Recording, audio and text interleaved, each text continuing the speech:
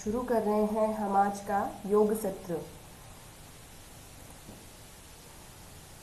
योग सत्र के आज के इस भाग में हम आगे का हठ योग ग्रंथ देखने वाले हैं। तो कल हमने देखा, स्क्रीन शेयर कर रहे हैं।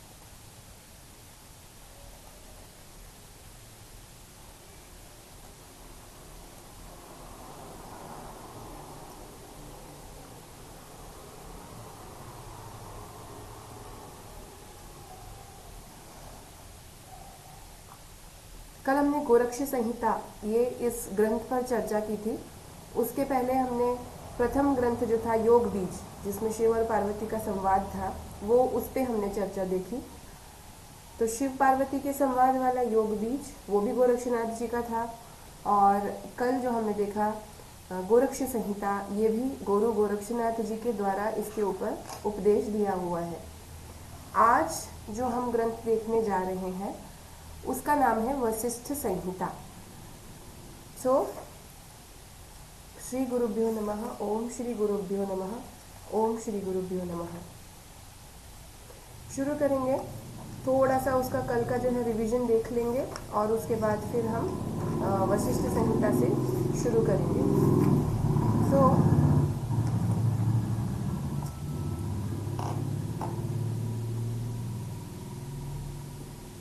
यहाँ पर हमने देखा था कि इसमें भी षडांग योग की चर्चा आती है, षट चक्रों का विवेचन आता है, नाड़ियों की बात आती है, 16 आधार इसमें बताए जाते हैं और इस प्रकार की ये सारी चर्चा इसमें आपको दिखती है। सो यहाँ पर हमारे जो पूर्व में हमने योग ग्रंथ पढ़े थे उनमें से आपको मैं ये थोड़ा सा दिखाना चाहती हूँ कि ये बहुत साम्य हमको गोरक्ष संहिता और इसमें दिखा।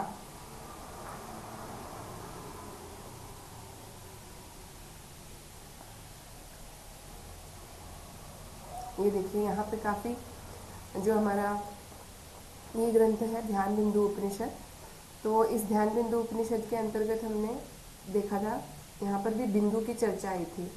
यहाँ पर भी ओम के इसकी बात आई थी और इसमें भी देवताओं की बात आई थी, लेकिन यहाँ 3 ही देवताओं की चर्चा आई थी, ब्रह्मा विष्णु रुद्र। यहाँ पे हमने देखा यहाँ पर हमने देखा कि कितने देवताओं की बात आई थी, 3 से ज़्यादा, 5 देवताओं की बात थी। ठीक है यहाँ पर। और यस, इसमें फिर हमने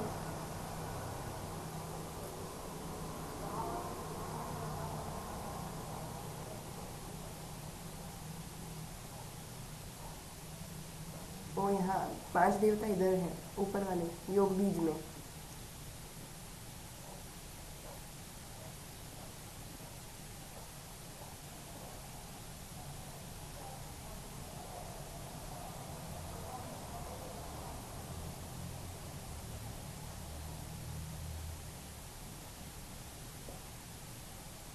नहीं, गोरक्ष संहिता में ही कहीं तो भी देखा था।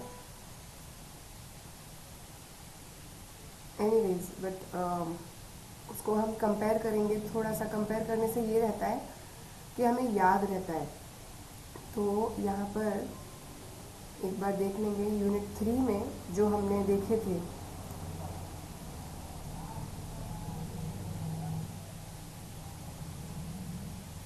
दश प्राण देखे थे, ध्यान बिंदु उपनिषद के अंतर्गत अवस्थाएं देखी थी, प्राण के 5 प्रकार देखे थे। इसके बाद तत्व उपनिषद में हमने ये 4 प्रकार देखे थे योग के, मंत्र, लय और नाद और राजयोग। ठीक है, इस प्रकार से मैं सिर्फ आपको ये दिखाना चाहती थी कि यहाँ पर बहुत सामने देखिए, हमको ये जो पंच धारणा की अवधारणा आई है वो यहाँ पर भी है और वहाँ पर भी है। षडांग योग के जो ये हैं यहाँ पर आपको दिखेंगे जितने भी ग्रंथ, तो वहाँ और उसमें आपको बहुत ज़्यादा ये मिलेगा, साम्य मिलेगा। तो बस ये ही मुझे आपको दिखाना था। बाकी जब आप खुद कंपेयर करोगे तब आपको चीज़ों की साम्यता जब नज़र आएगी तो आपको याद भी रहेंगे कि इसमें इसमें ये सिमिलैरिटी है।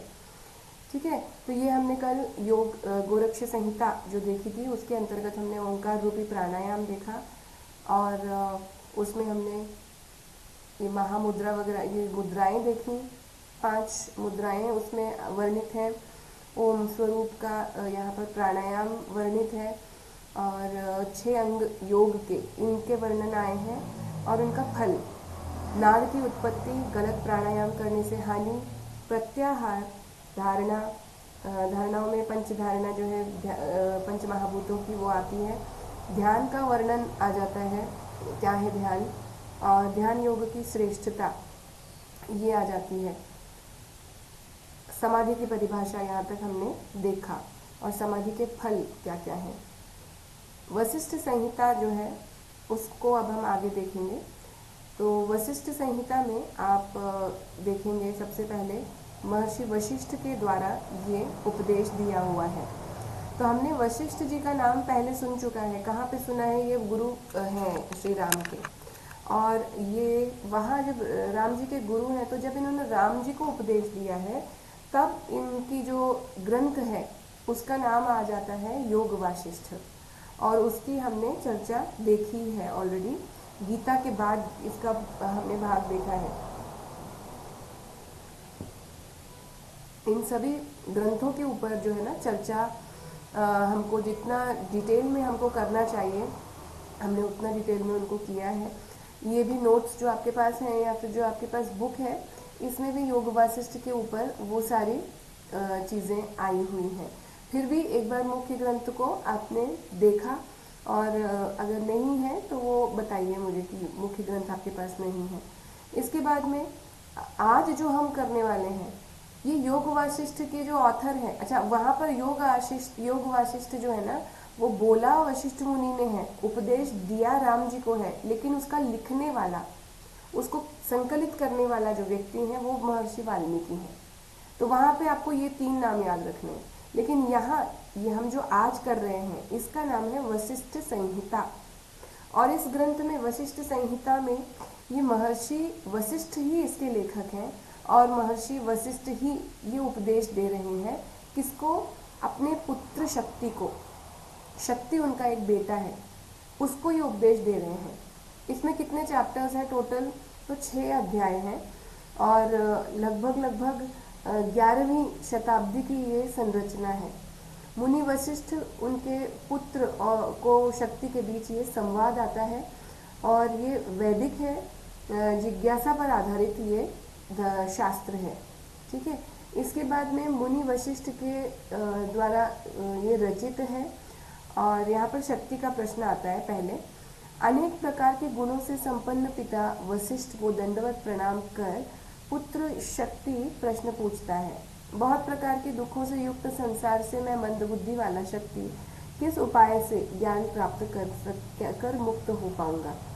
तो यहाँ पर जो शक्ति है ये वशिष्ठ जी का पुत्र, ये अपने पिता से दंडवत नमस्कार करके उनको पूछ रहा है कि ये जो संसार है इसमें मुक्ति का उपाय क्या है। मुझे जो मैं एकदम सामान्य से भी कम बुद्धि वाला, वैसे वो कोई सामान्य से कम बुद्धि वाले नहीं है, वो वशिष्ठ के पुत्र हैं तो उनकी भी तो जो है मानसिक जो कैपेबिलिटी होगी वो अच्छी खासी होगी, लेकिन ये विनम्रता का भाव होता है कि हम अपने आप को जो है ये एकदम अपने गुरु के सामने कुछ नहीं है ऐसा समझते हैं, तभी वहाँ गुरु के तरफ से हमको ज्ञान मिलता है। तो ये शक्ति की विनम्रता से उसने ये बोला अपने गुरु से, पिता से, कि मुझे आप ज्ञान दीजिए मुक्ति प्राप्त करने का। तो वशिष्ठ मुनि का उत्तर क्या है? पिता कहते हैं कि जो प्रश्न तुमने मुझसे पूछा है वही प्रश्न मैंने भी पितामह ब्रह्म से पूछा, और उस अंतिम पद को मैं कैसे प्राप्त कर सकूं इसकी विद्या मैंने उनसे प्राप्त की, और इसलिए अब मैं ये विद्या तुम्हारे सम्मुख पर प्रस्तुत कर रहा हूँ। तो ये वशिष्ठ मुनि जो है इनके गुरु कौन है? ब्रह्मा पिता, मतलब जो प्रजापति ब्रह्म है, तो ये ब्रह्म जो है ये इनके गुरु हैं, और इनके बेटे शक्ति वो कौन है? वो इनके शिष्य हैं। ठीक है, तो ये ब्रह्मा से शक्ति तक आने का ये जो मार्ग था ये ऐसा था, ब्रह्मा से वशिष्ठ, वशिष्ठ से शक्ति। इसके बाद में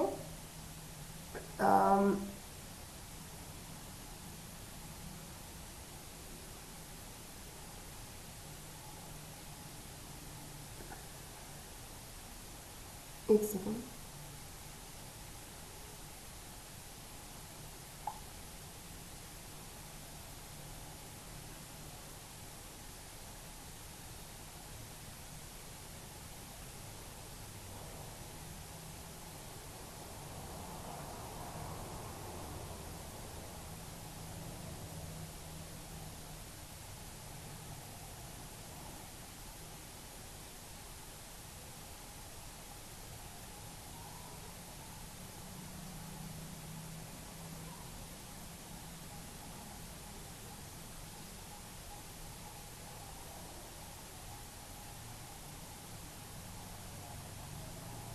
यस।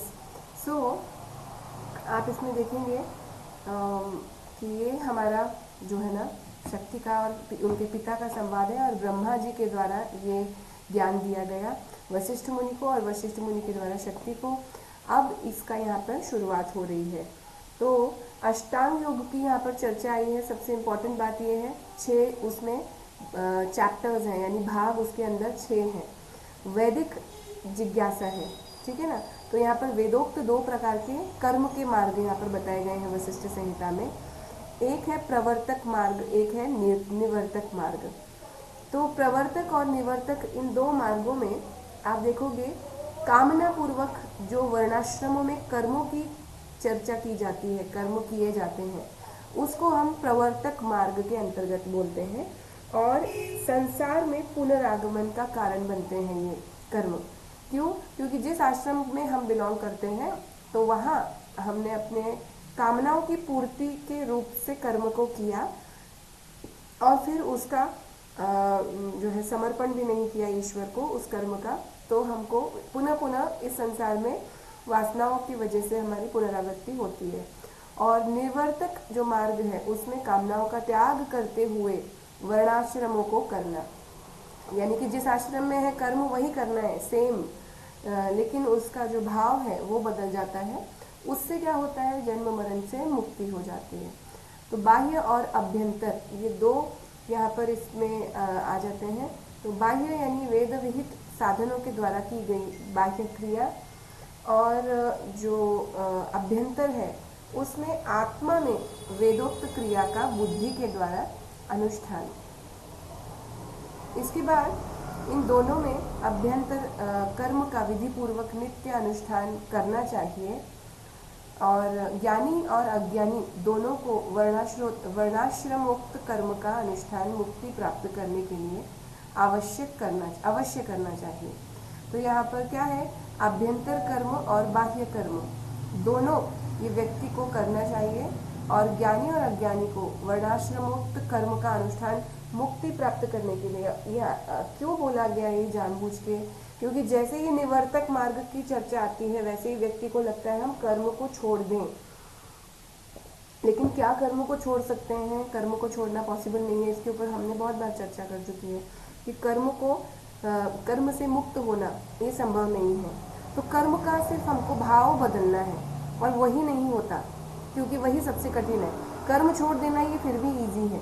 तो आप क्या क्या छोड़ दोगे?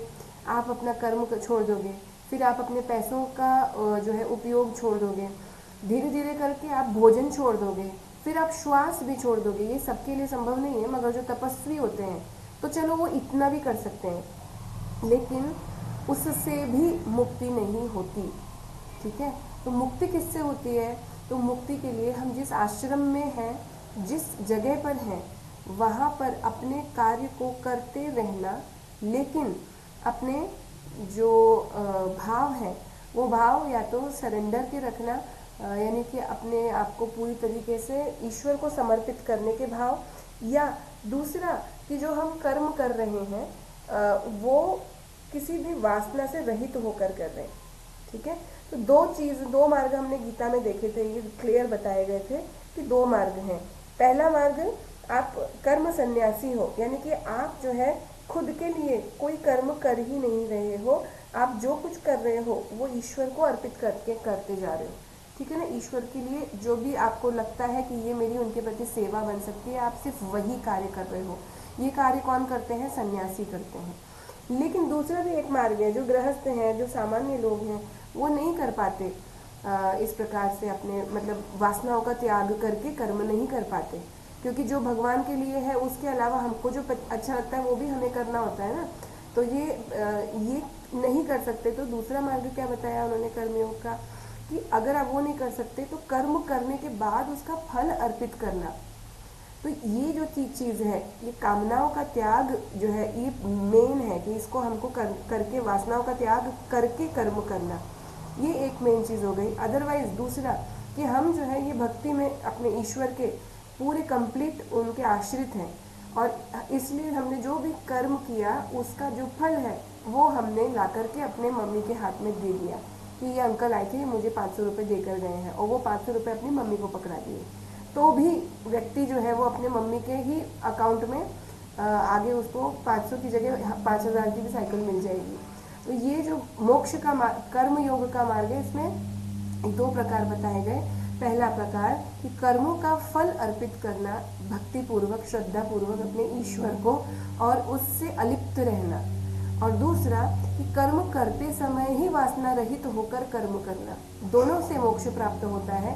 और यहाँ पर बताया गया कि कामनाओं का त्याग करके वर्णाश्रमों को करना है, यानी जिस वर्ण कोई विद्यार्थी है तो वह विद्यार्थी अपना विद्या का ग्रहण करना उसका मेन कार्य है, न कि उसके बाद में आगे का सोच करना कि मुझे मार्क्स मिलेंगे कि नहीं, मेरा ये जो है ये होगा कि नहीं, वो होगा कि नहीं। तो ये उसका वो छोड़ करके उसको सिर्फ अध्ययन करने में उसका ध्यान होना चाहिए। तो इस प्रकार के विद्यार्थी आजकल कितने होते हैं ये हमें खुद ही देख लेना है। गृहस्थ आश्रम में हमारा कामना क्या होती है कि हमारा परिवार बढ़े, हम सुखी समृद्ध बने, ये हमारी कामना के साथ हम सारे कर्म करते हैं। तो ये कामना को छोड़ कर के जब हम कार्य करेंगे, ये ईश्वर का दिया हुआ है, ये ईश्वर के द्वारा मुझे ये ड्यूटी दी गई है, तो इस प्रकार से जब हम कोई कार्य करेंगे तो सुख आएगा तो सुखी होंगे, दुख आएगा तो हमको ये लगेगा कि चलो जैसा भी हुआ ईश्वर ने जैसा भी दिया। तो ये एक थोड़ा सा हमको ज्ञान रहता है इस प्रकार के सरेंडर के एटीट्यूड से। तो कामना रहित यही तरीका उसका है, कामना रहित तो होकर के कर्म करने का। और फिर उसके बाद में तीसरा जो है हमारा संन्यास आश्रम चौथा हो गया। तीसरा आश्रम हमारा जो होता है वो होता है वानप्रस्थ। तो वानप्रस्थ में धीरे धीरे जो है संन्यास की वृत्ति व्यक्ति की डेवलप होने लगती है, और गृहस्थ धर्म जो है, गृहस्थ धर्म का सबसे बड़ा जो कार्य होता है ना, वो होता है पोषण करना, पालन और पोषण। ये गृहस्थ धर्म का, गृहस्थ आश्रम का सबसे बड़ा धर्म है। तो किसका पोषण, किसका पालन करना? पूरे समाज का, अपने बच्चों का, अपने परिवार का, और पूरे समाज का। इवन जो संन्यास आश्रम के लोग हैं उनका भी पालन पोषण, ये सभी जो है ना जो कार्य है ये कौन करता है? इवन जो ब्रह्मचारी है, जो अभ्यास करने वाला है, जो फर्स्ट आश्रम में है, विद्यार्थी जीवन में जो है, उसका भी पालन, इनका भी पालन, यानी पूरे समाज का पालन। उससे उसको मोक्ष प्राप्त हो जाता है उतने से। लेकिन वो कार्य करते समय यदि वो फल से अटैच हो गया कि ये मैंने इतना किया, मुझे अब इतना पुण्य मिलना चाहिए, तो फिर उसको पुण्य मिल जाएगा, फिर मोक्ष नहीं मिलेगा। फिर आपको पुण्य लीजिए, आप जाइए स्वर्ग, एंजॉय कीजिए अपने पुण्य को, फिर वापस इधर ही आ जाइए आप।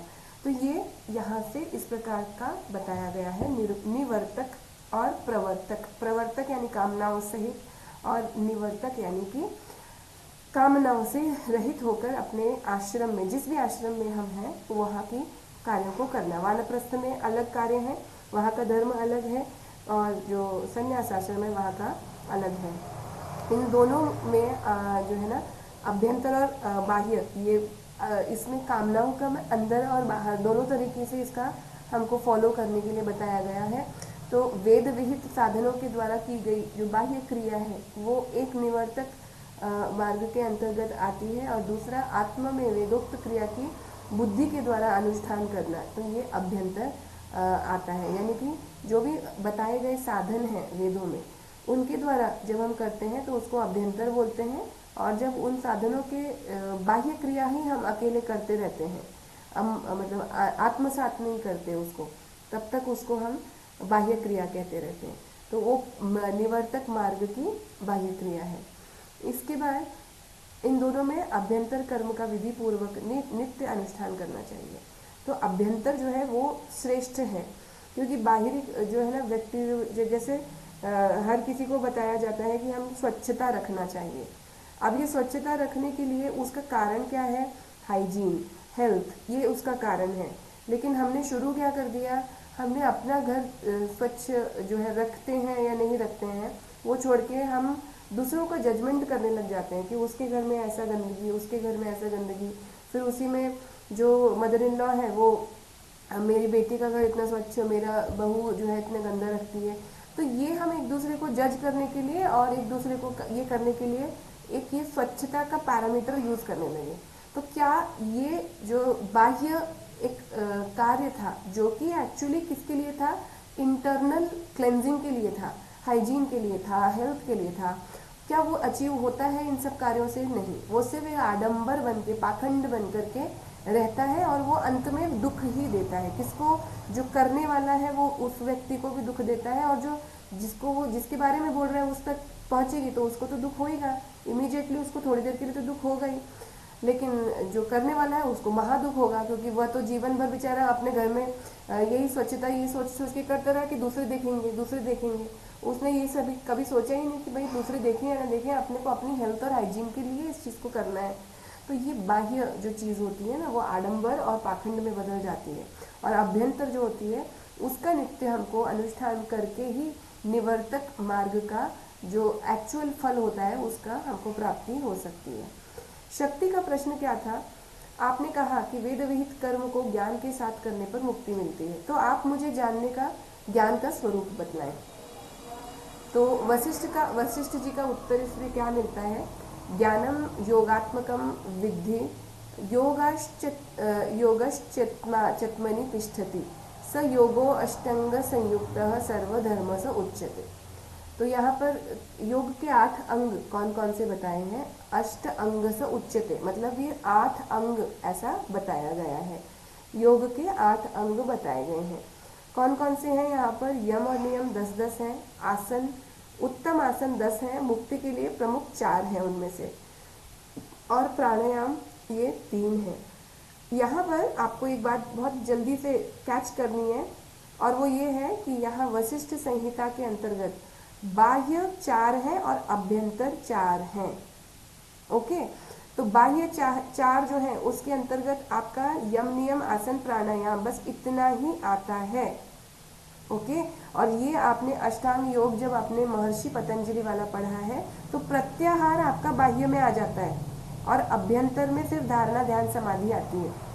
तो इसलिए हमको बहुत महत्वपूर्ण रूप से यहाँ पर ध्यान देने वाली बात है कि हमें जो सिर्फ यम नियम आसन प्राणायाम ये 4 बाह्य हैं, किसमें? वशिष्ठ संहिता में। ओके, और अभ्यंतर 4 है प्रत्याहार से लेकर समाधि तक, ये कहाँ है?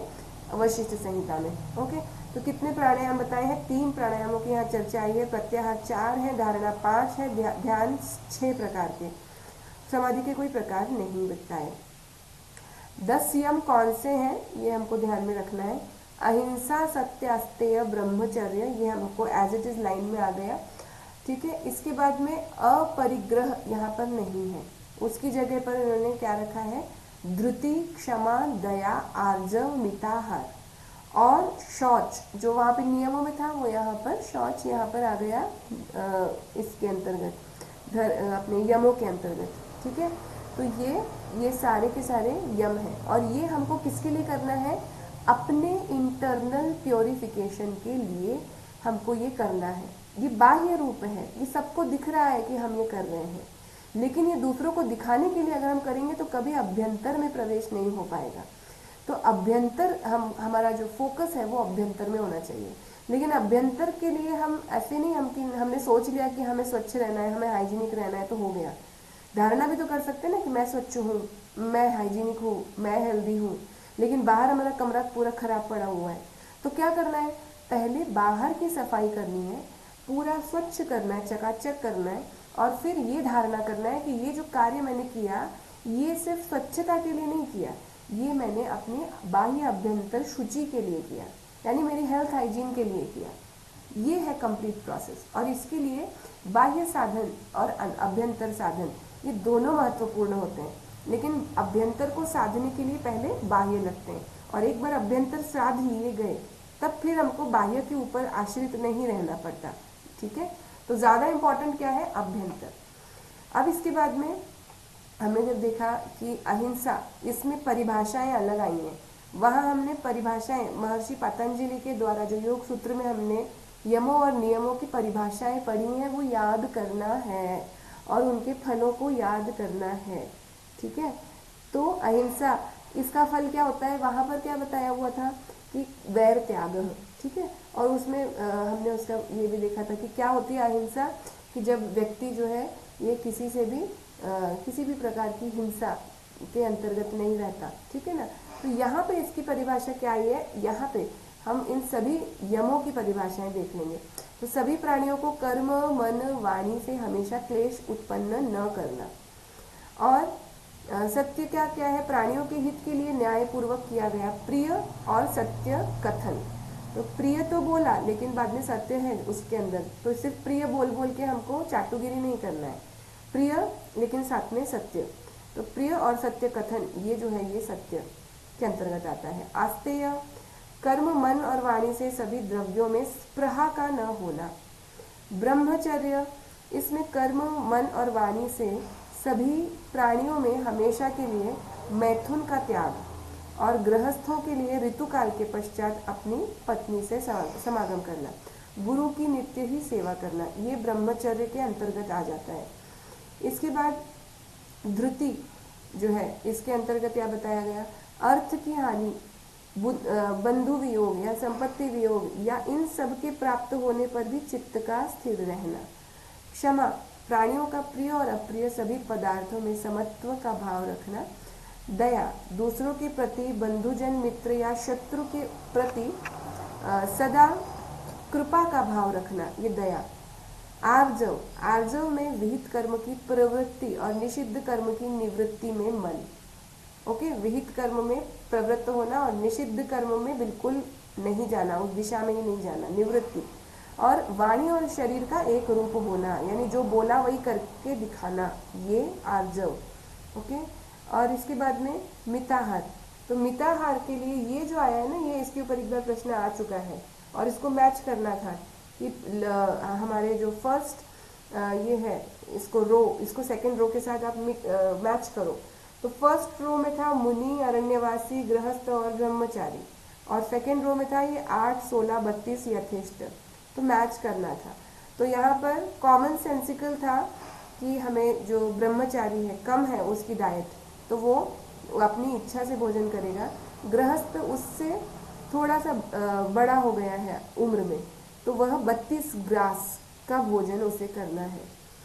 वानप्रस्थ व्यक्ति या अरण्यवासी जिसको हम बोलेंगे, तो ये वानप्रस्थी या अरण्यवासी जो है उसको 16 ग्रास, और जो मुनि है यानी सन्यासी उसको 8 ग्रास का ही आहार लेना है।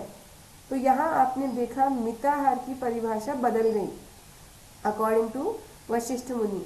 जो हमने अभी तक पढ़ा था क्या क्या, वो सारे आपको ग्रंथों में मिला, योगोपनिषदों में मिला, और यहाँ पर गोरक्ष महाराज के भी आपको दोनों ग्रंथों में मिला। आगे फिर गेरण्ड में वही मिलेगा क्या, चतुर्थ अंश विवर्जितम, शिव जी को जो है भोग लगा करके आपको सुस्निग्ध मधुर ऐसा भोजन खाना। ये आपने परिभाषा पढ़ी और आगे भी पढ़ोगे। लेकिन यहाँ पर क्या बताया गया है, मिताहार का मतलब डायरेक्ट उन्होंने बता दिया इतने ग्रास भोजन, बस सिंपल, उसको आपको याद रखना है। और ये आपका टेबल है, 8 का टेबल, 8 2 16, 8 जो है 4 3 24, 8 4 32, तो ठीक है ना। तो 16 2 32 है, तो इसलिए 16 × 2 उसका मुनि का डबल वानप्रस्थी को, वानप्रस्थी का डबल गृहस्थ को, और ब्रह्मचारी को कोई भी उसमें लिमिटेशन नहीं है। क्यों लिमिटेशन नहीं है, क्योंकि वह अपने शरीर के ग्रोइंग बॉडी है, तो शरीर की आवश्यकता के अनुसार उसे भोजन करना है। शौच में भी बाह्य और आंतरिक शुद्धि ये दोनों बताए गए हैं। शौच में सिर्फ बाहर की शुद्धि नहीं है। तो बाह्य शुद्धि में क्या बताया, मिट्टी और जल से शुद्धि, और आंतरिक शुद्धि में क्या बताया गया, धर्म और आध्यात्म विद्या से मन की शुद्धि। ठीक है, ये सब इम्पोर्टेंट बातें यहाँ पर आपने देखी। अब हम देखेंगे दूसरा भाग, नियमों का। नियमों में तप, संतोष, ठीक है, तप, संतोष, आस्तिकता, दान, ईश्वर पूजन, सिद्धांत श्रवण, ह्रीम, मति, जप और व्रत। तो ये 10 उसके नियम हैं। और इसके अंतर्गत आप देखोगे जो तपश्चर्य है तो उसमें आप कठोर चंद्रायन आदि व्रतों के द्वारा शरीर का शोधन, यानी शरीर को तपाना, उसको तपश्चर्य बोला इन्होंने। ठीक है, और हमने कहीं कहीं पर देखा था तो द्वंद्वों के ऊपर विजय प्राप्त करना, ये कहीं परिभाषा हमने पढ़ी थी महर्षि के पास। लेकिन यहाँ पर इन्होंने क्या परिभाषा बोली है तप की, तपश्चर्य की, कि कठिन ऐसे जो है ना चीज़ें करके अपने शरीर की शुद्धि करना, उपवास, व्रत वगैरह, चंद्रायन व्रत कुछ होता होगा, उसका वो काफ़ी कठिन होता होगा सबके लिए, तो वो उसका उस टाइप का जो है ना कष्ट अपने शरीर के प्रति ये करके और उसको पक्का करना, जैसे कि सोने को अग्नि में डाल के तपाया जाता है, इस प्रकार अपने शरीर को तपश्चर्य करके पक्का करना, ये तप के अंतर्गत बताया। संतोष, इसमें क्या बताया कि मनुष्य का यद इच्छा लाभ होने पर मन का संतुष्ट रहना। तो अब यहाँ पर यद इच्छा तो ऐसा है कि यद इच्छा नहीं है वो, लेकिन यद इच्छा ऐसा है कि वो हमारा जो व्यक्ति है ना, तो जो प्राप्त हो गया है, जिस दिशा में उसने कार्य किया था और उसमें उस दिशा में उसको थोड़े थोड़े जो भी लाभ मिले हैं उसमें वह संतुष्ट रहे। आस्तिकता में धर्म और अधर्म में विश्वास जिसका होता है उसको आस्तिक बोलते हैं। नहीं तो जो व्यक्ति किसी को जो है कष्ट पहुंचा करके भी खुश हो रहा है और वो सोच रहा है मैंने गलत तो किया नहीं, क्योंकि मेरे फायदे का काम मैंने किया और मुझे पूरा अधिकार है अपने फायदे का करने का। मैंने तो एक पॉलिटिशियन है कन्हैया कुमार, मैं नाम लेके इसलिए बोल रही हूँ क्योंकि वो बहुत ही छोटा पॉलिटिशियन है, बड़े लोगों का नाम लेके फालतू में वो पॉलिटिकली इनकरेक्ट वाली बात हो जाएगी। लेकिन कन्हैया कुमार क्यों मुझे याद है, वैसे तो वो एकदम एक टिप्पुंजू है, लेकिन फिर भी उसका नाम याद है क्योंकि उसने एक डायलॉग मारा था और वो मुझे याद है। तो उसने, कन्हैया कुमार ने क्या बोला था कि अगर कोई एक अच्छी सुंदर गाड़ी से जा रहा है तो मुझे तो उसको देखकर पत्थर मारने का मन होगा ही, ये उसने बोला। और ये जो कन्हैया कुमार है ये JNU के पास आउट हैं, पास आउट होने के बाद भी 5-7 साल वो वहीं हॉस्टल में रह करके पढ़ रहे थे और ये सब पॉलिटिक्स कर रहे थे। तो ये जो डायलॉग है, ये जो स्टेटमेंट है, इसके ऊपर ध्यान देने वाली बात है कि यदि कोई व्यक्ति जो कि धनी है या फिर जो व्यक्ति अच्छा कर रहा है अपनी लाइफ में, तो मुझे तो उसको देख करके पत्थर मारने का मन होता है, इसको इसने जस्टिफाई कर दिया और उसको लोग बाग तालियां बजा रहे थे, उसको लोग बाग सपोर्ट कर रहे थे। तो ये जो एक मानसिकता है, ये मानसिकता कैसी है, ये अधर्म की मानसिकता है, सिंपल, बिल्कुल क्लियर कट, कि भाई कोई व्यक्ति मेहनत कर रहा है, अपनी रातों की नींद बर्बाद कर रहा है, पैसे कमा रहा है 4, अपने जीवन में यश प्राप्त कर रहा है, वो आगे बढ़ रहा है, तो उसको देखकर जो दूसरा व्यक्ति है वो जलन से मर रहा है और उसको लग रहा है कि जो मैं कर रहा हूँ वो ठीक है। तो ये जो अधर्म और धर्म का जो डिस्टिंक्शन नहीं होता लोगों में, तो इसको ही हम बोलते हैं नास्तिकता। ठीक है, और जिसमें ये होता है उसको हम बोलते हैं आस्तिकता। कोई व्यक्ति चाहे किसी भी भगवान में विश्वास करे, किसी भी रिलीजन में विश्वास करे, लेकिन हर रिलीजन में ये बताया गया है, ये सेम कॉन्सेप्ट सभी जगह, क्योंकि सभी जगह धंधा पानी चलता है, सभी जगह ईमानदारी से इंसान अपना पसीना बहा के पैसा कमाता है, फिर पैसा कमा के उसके ऊपर वो अपने जो भी उसको करना है उसका उपयोग करके सुख साधन अपने इकट्ठे करता है।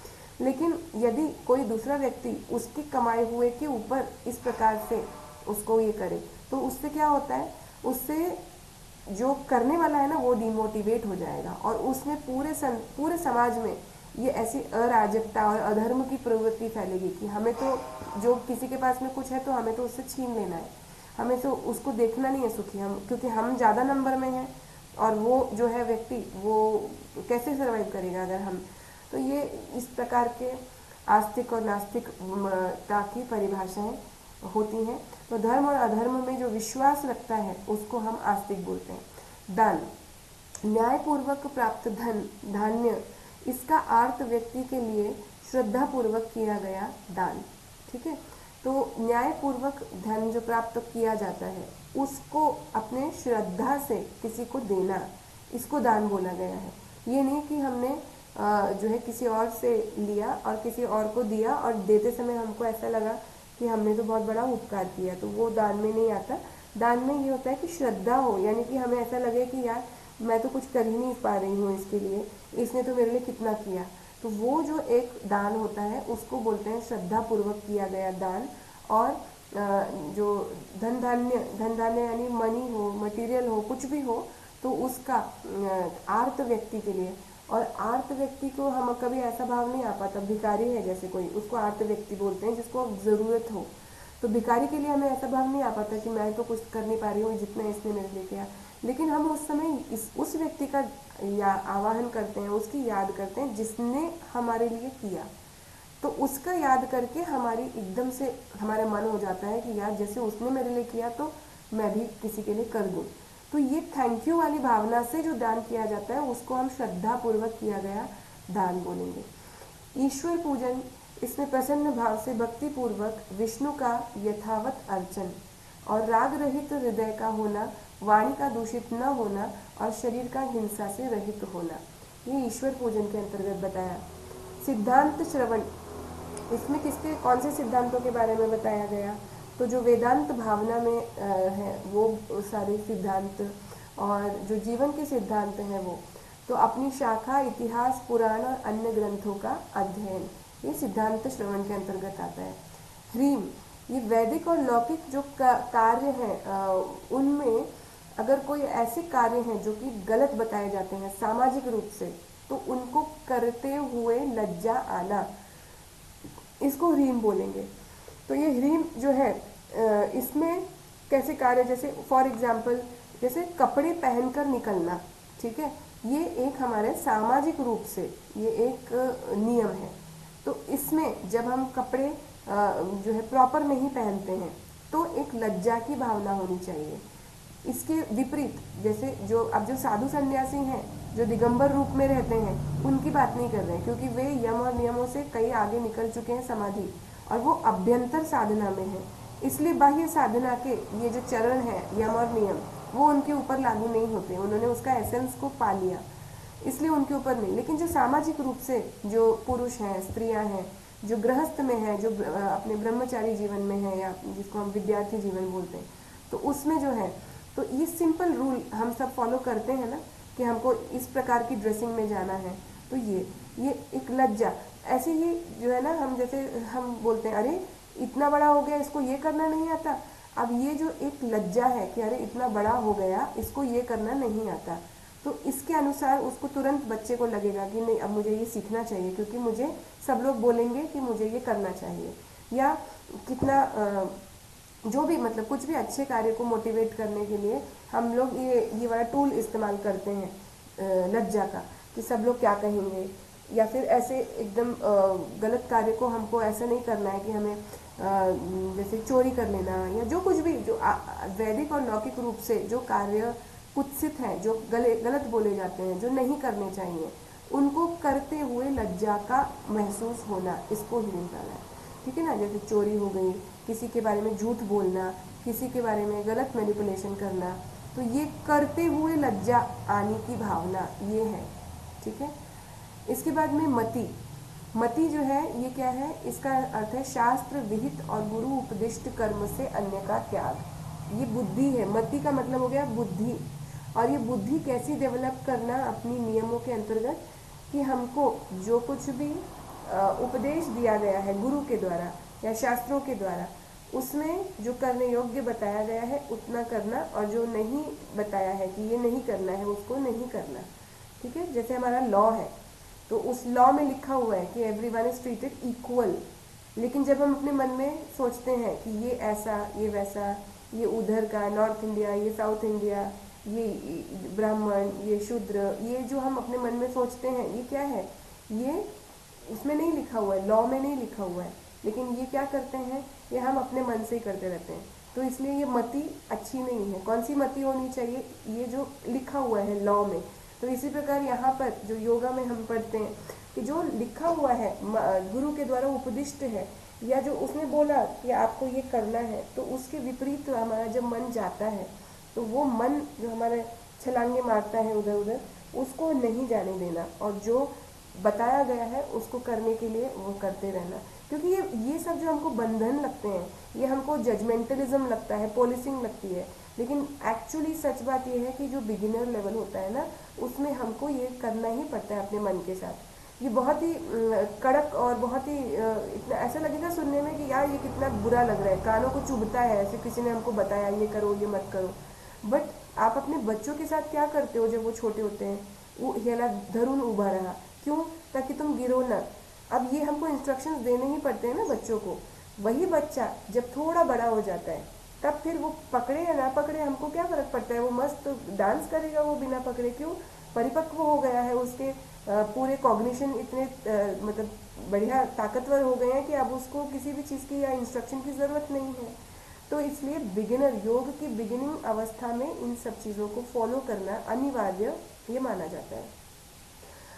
जप का यहाँ पर प्रकार बताया गया है, शास्त्रोक्त विधि से मंत्र का अभ्यास। तो यहाँ ये भी बहुत इम्पॉर्टेंट क्वेश्चन आता है इसके ऊपर। 3 प्रकार बताया गया है, और ये तीनों प्रकार में नंबर बताया हुआ है। जो नंबर बताया हुआ है वो पूछा गया है प्रश्न में कि इससे इतना गुना, इससे इतना गुना, और मैच करना था 2 लाइंस को। तो 3 प्रकार में उच्चैः, उपांशु और मानस, ये 3 प्रकार बताया गया। उच्चैः मतलब मुंह से बोल बोल के मंत्र जपना, जैसे राम राम राम, ये उच्चैः हो गया। और उपांशु यानी कि मैंने अपने मन में जो है ऐसा मतलब मन में मैं राम राम बोल रही हूँ, लेकिन मन में बोलते बोलते ना मेरे कंठ हिल रहा है, ठीक है ना? तो जीभ हिल रही है, मतलब मुंह बंद करके मैं इस जप को जप रही हूँ। तो अब बोलने को बोल देंगे कि मन में, लेकिन मन नहीं है, वहाँ पे जीभ हिल रही है, और जीभ के हिलने के कारण मेरा जो ध्यान है वो उस जप के अंदर स्थित है, ठीक है? कुछ लोग ऐसे होते हैं जो डायरेक्ट मन से ही स्टार्ट करते हैं, वो एकदम सुपर डुपर होते हैं। तो जप करने की वो क्या करते हैं, बैठ जाएंगे और मन वाला, क्योंकि 1000 गुना अच्छा है ना उपांशु से, तो हम तो यही करेंगे जो 1000 गुना ज़्यादा लाभ देता है, हमको ज़्यादा लाभ चाहिए। तो उसमें होता क्या है, मन ने जो है बैठा और मन को बोला हमने कि चलो जप करेंगे, तो उंगलियों ने पकड़ी हुई है जप माला, और मन निकल गया वर्ल्ड टूर पर। तो वर्ल्ड टूर पर घूम के आएगा, इसकी चाची उसकी दादी और सबके साथ में जो जो जिसने किया वो सबकी चर्चा सोच के, फिर उसमें बीच में जो है सारी बातें भी याद आ जाएंगी, फिर अपने काम की बात याद आ जाएगी, फिर बीच में किचन में आ जाएगा, फिर हर मतलब पूरी दुनिया में घूम घाम के जब माला का अंत वाला मोती आने वाला होगा तब एकदम से आ जाएगा, फिर बोलेगा मन में। तो ये होता है, और ये मैं प्रैक्टिकली आपको बता रही हूँ, ये बाकी लोगों के साथ होता हो तो नहीं पता, ये होता है। लेकिन तो इसलिए मानसिक जप के साथ नहीं शुरुआत करता है व्यक्ति, उच्च जप के साथ में बोल के शुरुआत करता है। बोलने से क्या होता है कि वो व्यक्ति का जो मन है वो अपने शब्दों के ऊपर, उसके कानों के ऊपर, क्योंकि वो शब्द पढ़ रहे हैं, तो वह अपने शब्दों के में उसका मन फंसता है। तो मन उसके शब्दों में फंसा रहने के कारण वहीं रहता है। तो जो नाम चल रहा है वो उसके मन के अंदर जाता है, एब्जॉर्ब होता है। लेकिन जब व्यक्ति ये जप करते करते एक परिपक्वता की अवस्था में पहुंच जाता है, अब उसका पूरा स्टेबल हो गया मन, पूरे टाइम रुकता है उस पर्टिकुलर स्थिति में, उस नाम के ऊपर, उस मंत्र के ऊपर, फिर व्यक्ति धीरे से उपांशु जप के अंतर्गत जाता है। उपांशु जप में क्या होता है, अपना मुंह बंद करके वो जप रहा है, यानी कंठ हिल रहा है, उसका जीभ भी अंदर से हिल रही है, लेकिन बाहर आवाज नहीं आ रही क्योंकि ओठ बंद है। तो इस प्रकार का जो उपांशु जप जो कंठ से होता है वह उच्च जप से 1000 गुना अच्छा है, ठीक है? तो 1000 गुना ज़्यादा इफेक्टिव है, मतलब उसका फल बहुत ज़्यादा होता है। तो ये जो उपांशु जप है, ये करते करते जब व्यक्ति का मन स्टेबल होने लगे, यानी कि बिल्कुल जप के समय वो जाए ही ना, तब उसको क्या किया जाता है, फिर मानसिक जप में प्रवेश होता है उसका। और फिर मानसिक जप में व्यक्ति न जीभ उसकी हिल रही है, न कंठ उसका हिल रहा है, न आवाज़ उसकी आ रही है। वो आंखें भी खोला हुआ है तो भी उसका जप चल रहा है, और आंखें बंद है तो चल ही रहा है, उसका पूरा ध्यान ही उधर है।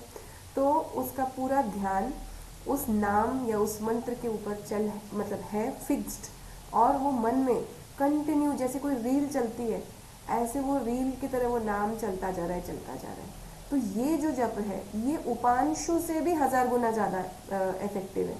तो 1000 गुना इंटू 1000 गुना यानी कि 1,00,000 गुना उच्च से वह जो है ये बहुत ज़्यादा मानसिक जप जो है ये बहुत ज़्यादा इफेक्टिव है। ठीक है, तो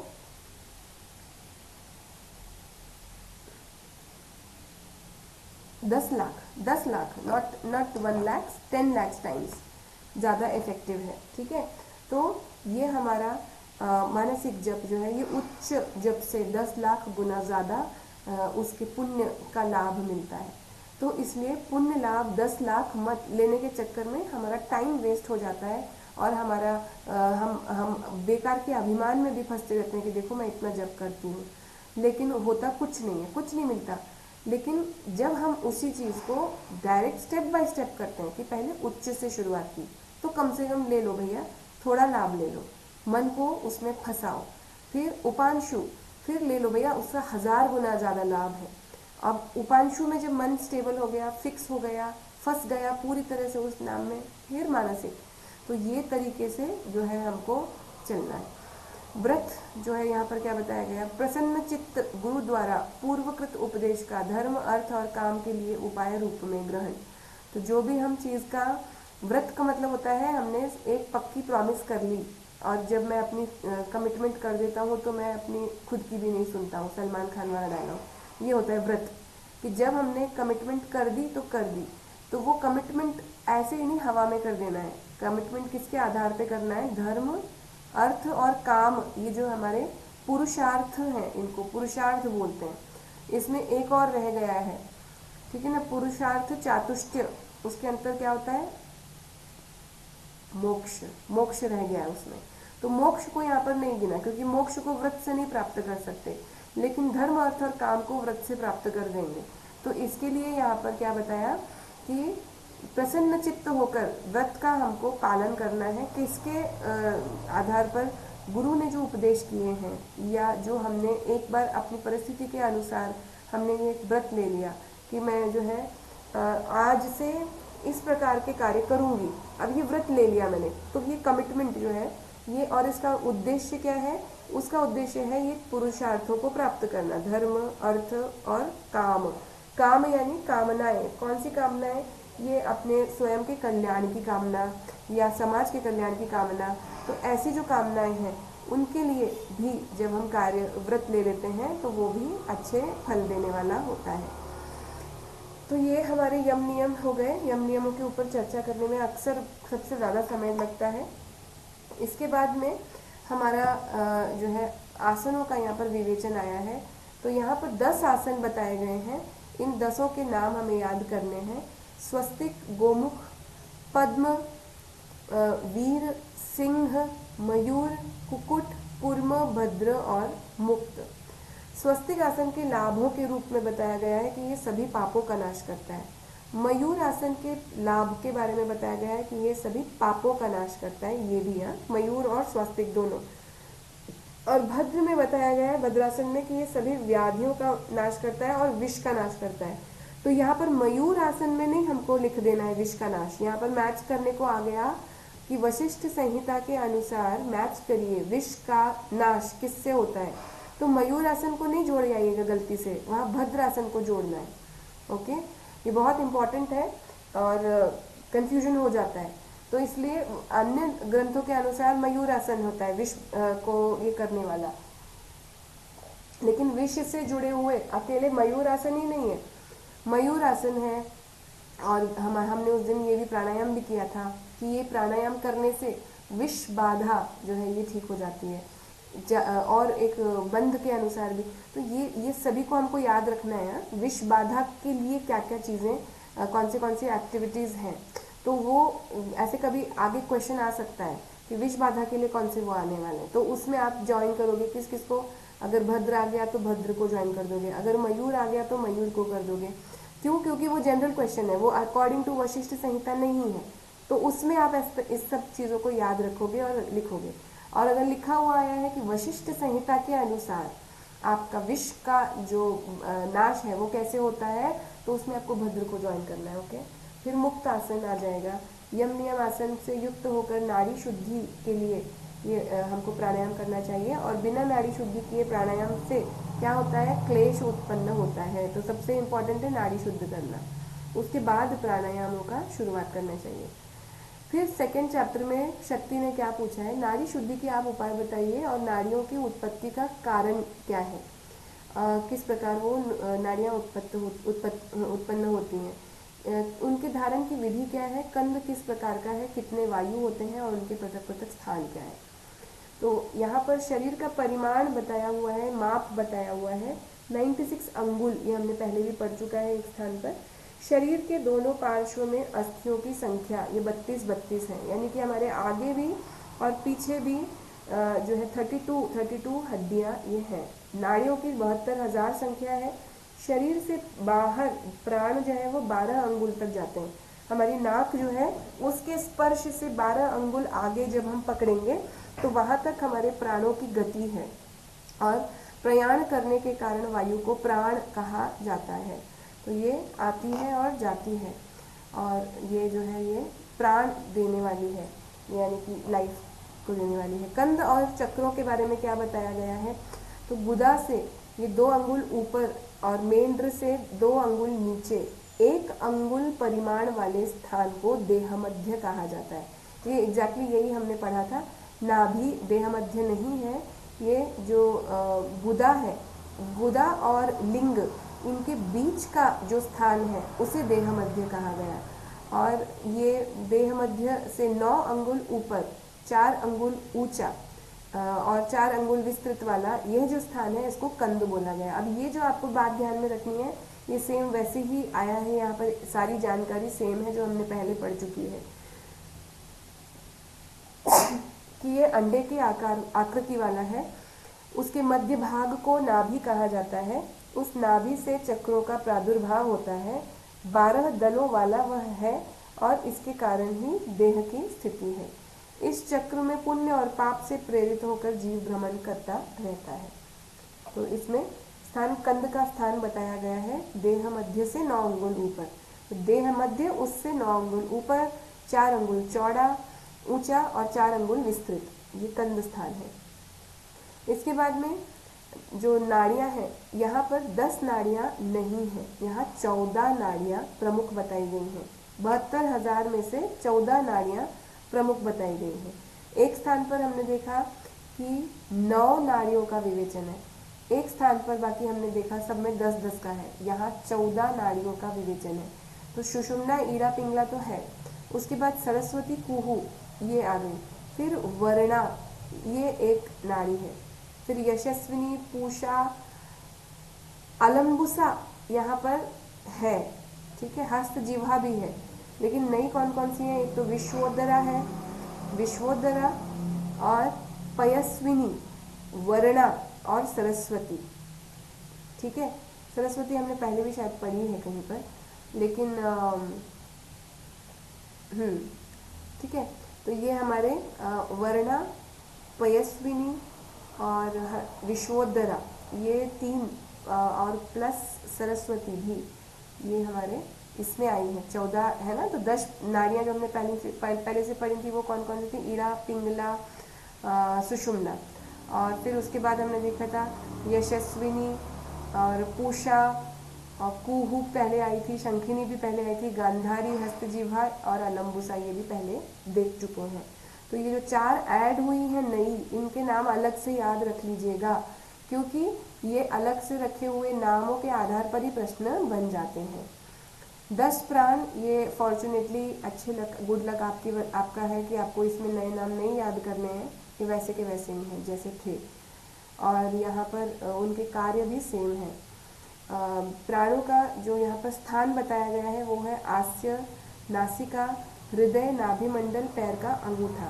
अपान का है मेंद्र, पायु, उरु, वृषण, जानु, जंघा, उदर, कटी, नाभि, मूल। समान संपूर्ण शरीर। उदान सभी संधियों में, पैर और हाथ में। व्यान श्रोत्र और चक्षु के मध्य। क्रुकटी, गुल्फ, घ्राण, गला और चक्षु, ये व्यान के स्थान है। त्वचा और अस्थि इत्यादि जो है ये इसमें उपप्राण रहते हैं। कार्य इनके ऐसे हैं, ये सब यहाँ पे जो लिखे हुए हैं।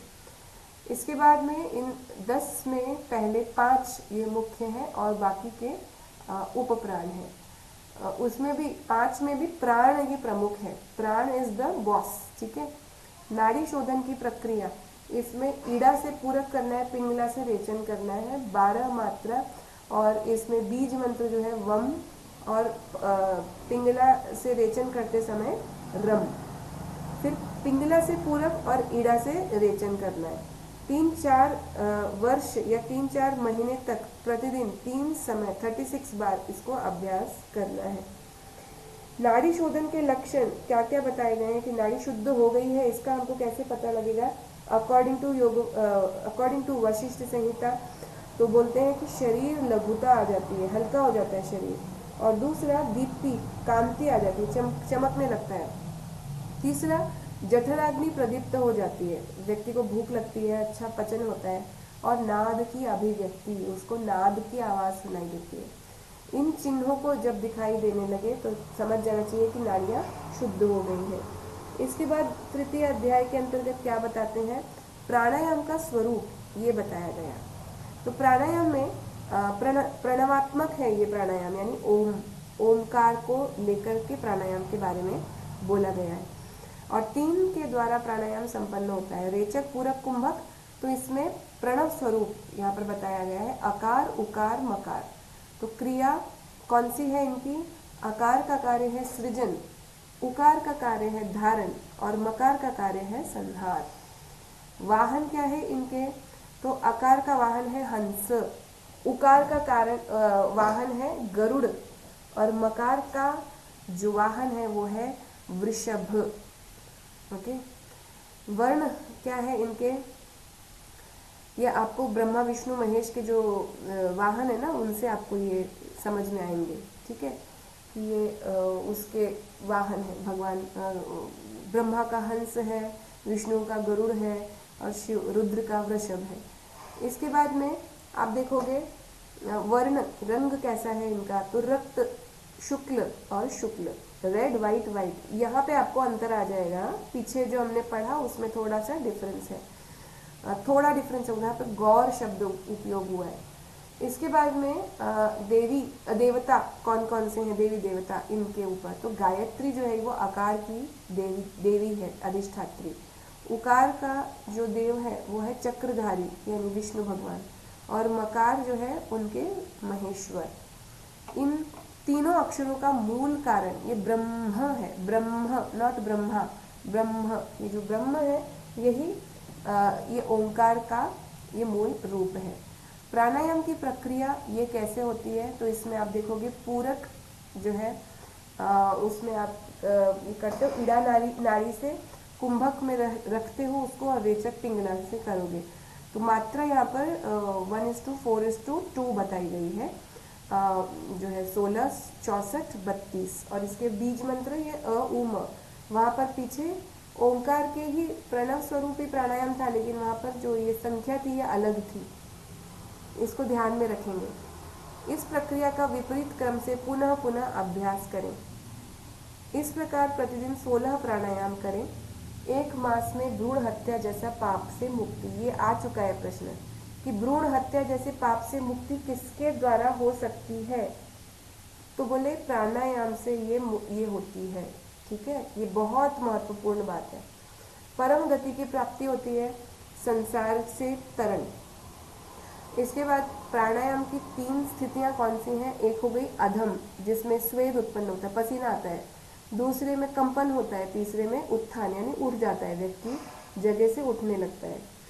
उत्तम प्राणायाम की सिद्धि अधम और मध्यम का अभ्यास करना चाहिए। उत्तम जब तक नहीं हो उसकी सिद्ध, तब तक उसको जो है ना अधम और मध्यम वाले साधन करने चाहिए। केवली प्राणायाम ये केवली प्राणायाम में क्या बताया? केवली प्राणायाम यहाँ पे ध्यान से देखेंगे, उत्तम प्राणायाम के अभ्यास श्वास और प्रश्वास धीरे धीरे शांत हो जाते हैं, जिससे केवली प्राणायाम सिद्ध हो जाता है। रेचक और पूरक से मुक्त होकर सुखपूर्वक जो वायु धारण है उसे कुंभक कहा जाता है। जब तक केवल की सिद्धि ना हो तब तक सहित का अभ्यास करना चाहिए। ओके, ये यहाँ पर केवल प्राणायाम की यहाँ पर आया है। इसके लाभ क्या क्या है? तीनों लोकों में कुछ भी दुर्लभ नहीं रहता, और मनोजवित्व यानी मनोज उसका मन को जीत लिया, मन का वेगशाली होना, और पलित आदि रोगों का नाश। तो ये वलित और पलित ये रोगों का नाश यानी बुढ़ापा और मृत्यु, इनको बोलेंगे वलित पलित। ठीक है, तो वलित पलित रोगों का नाश हो जाता है। व्यक्ति जो है ये क्या हो जाता है, ये मुक्त हो जाता है इससे। प्रत्याहार की परिभाषाएं क्या बताई गई हैं? तो प्रत्याहार से, अच्छा यहाँ तक हमारा जो था प्राणायाम तक हमारा बाह्य था। अब इसके बाद शुरू होता है अभ्यंतर। तो प्राणायाम के बाद प्रत्याहार यहाँ से शुरुआत होती है। फिर यहाँ मर्म स्थान बताए गए हैं, ये हम कल करने वाले हैं। और चतुर्थ अध्याय में धारणा भी बताया गया है, ध्यान बताया गया है, समाधि, और पंचम अध्याय में शक्ति के कुछ प्रश्नों का उत्तर जो है ये वशिष्ठ मुनि ने दिया है। ठीक है, तो ये हम कल करने वाले हैं। इसके अलावा जो मेरे नोट्स हैं वो भी मैं आपको भेज दूंगी, वो अलग से है, उसमें कुछ ऐसा विशेष है ऐसी बात नहीं है।